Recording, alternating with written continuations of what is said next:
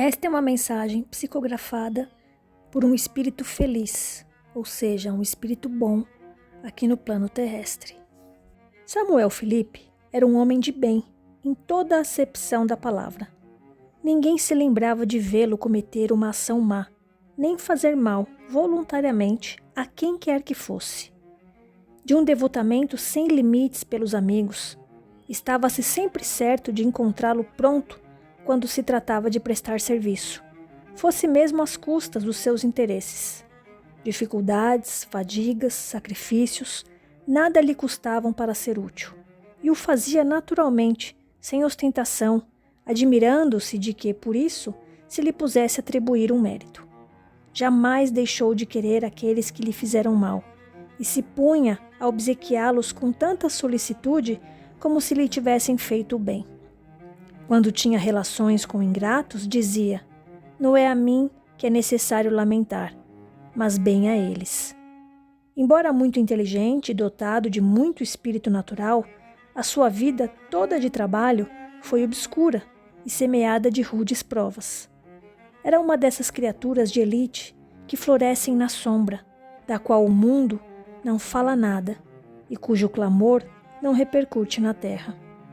Adquirira no conhecimento do Espiritismo uma fé ardente na vida futura e uma grande resignação para os males da vida terrestre. Morreu em dezembro de 1862, com a idade de 50 anos, em consequência de uma dolorosa enfermidade, sinceramente lamentada por sua família e alguns amigos. Foi evocado diversas vezes depois de sua morte. Pergunta: tendes uma nítida lembrança dos vossos últimos momentos na Terra? Samuel Felipe responde: perfeitamente. Essa lembrança me retornou pouco a pouco, porque naquele momento minhas ideias estavam ainda confusas.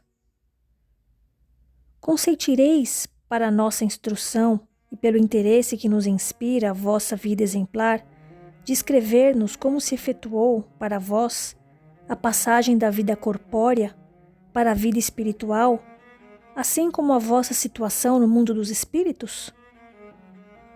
De bom grado. Esse relato não será útil somente a vós, ele o será também para mim. Referindo-me aos meus pensamentos na terra, a comparação me faz compreender melhor ainda a bondade do Criador. Sabeis de quantas tribulações a minha vida foi semeada. Jamais me faltou coragem na adversidade. Deus, obrigado. E hoje me felicito por isso. Quantas coisas teria perdido se cedesse ao desencorajamento? Só a esse pensamento eu tremo, que pelo meu desfalecimento, o que suportei teria sido sem proveito, e tudo estaria por recomeçar. Ó, meus amigos, que possais vos compenetrar bem dessa verdade. Ela vale pela vossa felicidade futura.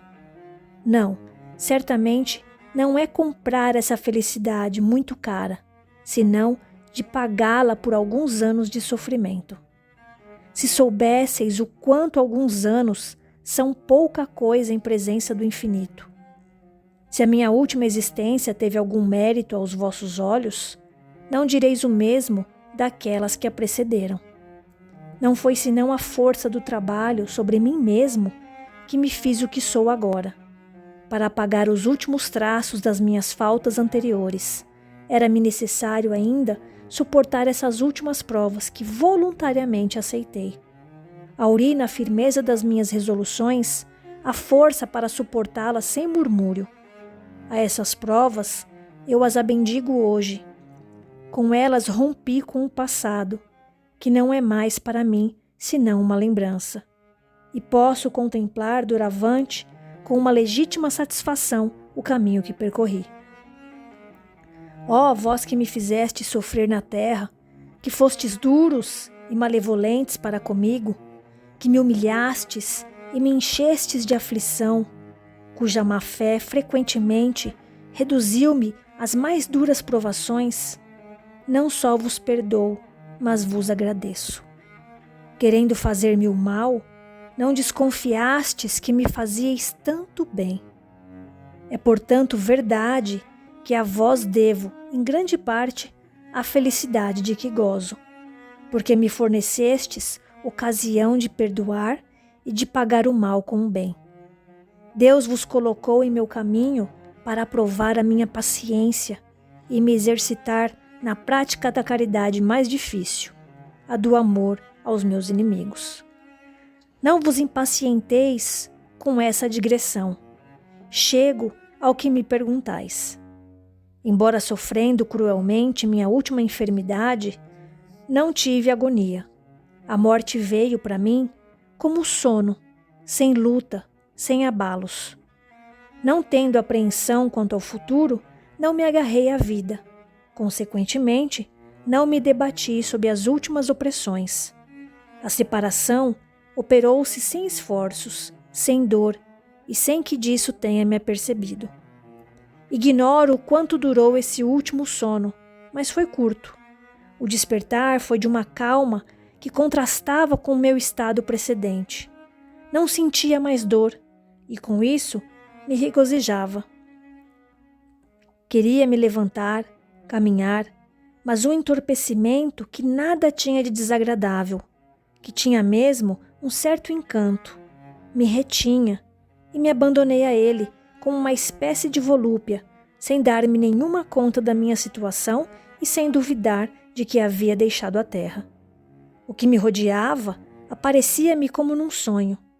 Vi a minha mulher e alguns amigos ajoelhados no quarto e chorando, e me disse que, sem dúvida, eles me acreditavam morto. Quis desenganá-los, mas não pude articular nenhuma palavra, de onde concluí que sonhava. O que me confirmou essa ideia foi que me vi cercado de várias pessoas amadas, mortas há muito tempo, e outras que não reconheci à primeira vista e que pareciam velar por mim e esperar o meu despertar. Esse estado foi entremeado de instantes de lucidez e de sonolência, durante os quais recobrava e perdia, alternativamente, a consciência do meu eu. Pouco a pouco, as minhas ideias adquiriram mais clareza. A luz, que não entrevia senão através de um nevoeiro, fez-se mais brilhantes. Então comecei a me reconhecer e compreendi que não pertencia mais ao mundo terrestre. Se não houvera conhecido o Espiritismo, a ilusão, sem dúvida, prolongar-se-ia por muito mais tempo. Meus despojos mortais não estavam ainda enterrados, e eu os considerava com piedade, felicitando-me por estar, enfim, desembaraçado deles. Estava tão feliz por estar livre, respirava à vontade, como alguém que sai de uma atmosfera nauseante, uma inefável sensação de felicidade penetrava todo o meu ser. A presença daqueles que amara enchia-me de alegria. Não estava de nenhum modo surpreso por vê-los. Isso me parecia muito natural, mas parecia-me revê-los depois de uma longa viagem. Uma coisa me espantou de início. Foi que nos compreendíamos sem articular nenhuma palavra. Os nossos pensamentos se transmitiam unicamente pelo olhar e como por uma penetração fluídica. Entretanto, não estava ainda completamente liberto das ideias terrestres. A lembrança do que suportara me retornava de vez em quando à memória, como para fazer-me apreciar melhor a nova situação. Eu sofrera corporalmente, mas sobretudo moralmente. Fora alvo da malevolência, dessas 1000 perplexidades mais penosas, talvez que as infelicidades reais, porque causam uma ansiedade perpétua. Sua impressão não estava inteiramente apagada, e às vezes me perguntava se dela estava realmente desembaraçado. Parecia-me ainda ouvir certas vozes desagradáveis. Eu conhecia os embaraços que me atormentaram tão frequentemente e tremia apesar de mim. Eu me tateava, por assim dizer, para assegurar-me de que não era joguete de uma ilusão. E quando adquiri a certeza de que tudo isso estava bem acabado, pareceu-me que um peso enorme me fora retirado. Portanto, dizia-me, era bem verdade que estava, enfim, livre de todos esses cuidados que fazem o tormento da vida, e por isso rendia graças a Deus. Estava como um pobre que de repente herdou uma grande fortuna. Durante algum tempo, duvidou da realidade e sentiu as apreensões da necessidade. Oh, se os homens compreendessem a vida futura, que força, que coragem essa convicção não lhes daria na adversidade, que não fariam enquanto estão na terra para se assegurarem da felicidade que Deus reserva àqueles dos seus filhos que foram dóceis às suas leis. Veriam o quanto os gozos que invejam são pouca coisa perto daqueles que eles negligenciam. Pergunta: nesse mundo tão novo para vós, e perto do qual o nosso é tão pouca coisa, os numerosos amigos que aí reencontrastes vos fizeram perder de vista a vossa família e os vossos amigos na terra? Samuel Felipe responde: se os houvera esquecido, seria indigno da felicidade que desfruto. Deus não recompensa o egoísmo, ele o pune. O mundo onde estou pode me fazer desdenhar a terra, mas não os espíritos que nela estão encarnados.